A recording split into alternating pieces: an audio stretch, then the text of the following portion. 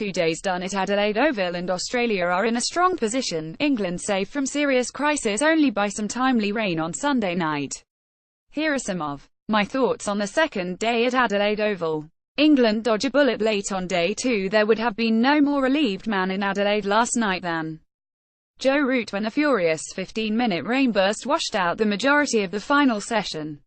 Australia are still in a commanding position, however they would have been left frustrated by the wet outfield denying them another 90 minutes under lights at a wounded England side last night.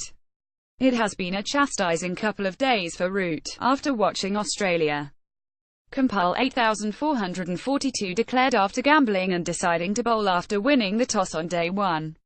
Root would have known the consequences if England had lost 45 wickets last night against a fired-up Australian attack, and, whilst they started solidly enough with the bat, it can be a slippery slope once Mitchell Starc or Pat Cummi gets into their groove with a pink ball under the lights.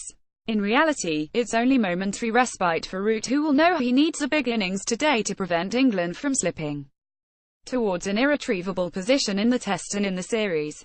Shaun Marsh delivers on the big stage. When I said I wouldn't have picked Shaun Marsh, it had nothing to do with his overall class and talent as a batsman. At his very best, like he was here, he is in the top few players in the country technically and skills-wise. That's why the selectors keep going back to him and what has been so frustrating about his stop-start Test career. Marsh delivered in another big moment here, with perhaps the finest century of the 5 100s that now make up his Test career. Marsh was patient, disciplined and managed to up the tempo when required in a pink ball test where you're never quite set as a batsman. The selectors will feel vindicated, and the only thing that will stop Marsh now being a permanent fixture throughout the summer would be another untimely injury. Photo by Cameron Spencer. Getty Images. Payne plays freely. Australian selectors to the majority of the general public 0. When you watched Payne bat yesterday, it's mystifying that he hasn't had a first-class century since 2006. It's equally baffling that his first-class average has dipped to around 28. His stylish half-century yesterday bore that of a man with plenty of time at the crease who could score effortlessly off front and back foot. Payne came in with Australia under a bit of pressure at 5,209, having lost Peter Handscomb early on day 2. However, he immediately batted with intent, and chanced his arm a couple of times to help well and truly wrestle the momentum back Australia's way. He dominated his breezy 85-run sixth-wicket partnership with Marsh, before getting out to a soft dismissal as he picked out deep square with a pull shot. Much like Marsh, Payne's career has been frustrated by injuries, and if he can get a break from his body he might just prove an inspired selection if he can produce more performances like yesterday. Day-night Test jury remains out. I am a fan of the concept of day-night Test matches.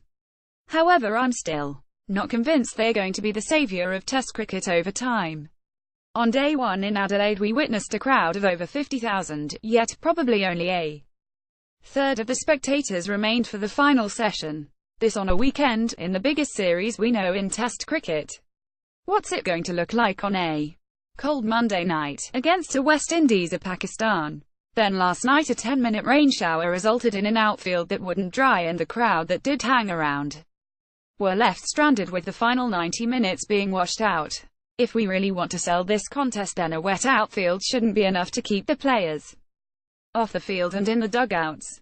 It will be interesting to see how many patrons hang around for the night sessions on the remaining 3 work days of the Test. Anderson struggles again. There is no doubt Jimmy Anderson will go down as an all-time great Test bowler, however he continues to function rather than flourish in Australia. Through 1.5 Test matches so far, Anderson has just 3 wickets from 3 innings at an average over 50. That's not the impact you need from the leader of your attack. Anderson hasn't bowled terribly. Indeed, he has only conceded 151 runs from 70 overs at an economy rate of just over 2 runs per over. However, despite the stranglehold he has managed runs-wise, Anderson doesn't look anywhere near the threat he is in England. He swung the ball spasmodically, and was unlucky to have a couple of LBW decisions he initially won, against both Shaun Marsh and Payne, reversed. Anderson has a moderate record in Australia, now in his 15th Test match on these Shaw's, he has less than 50 total wickets at an overall average of 39.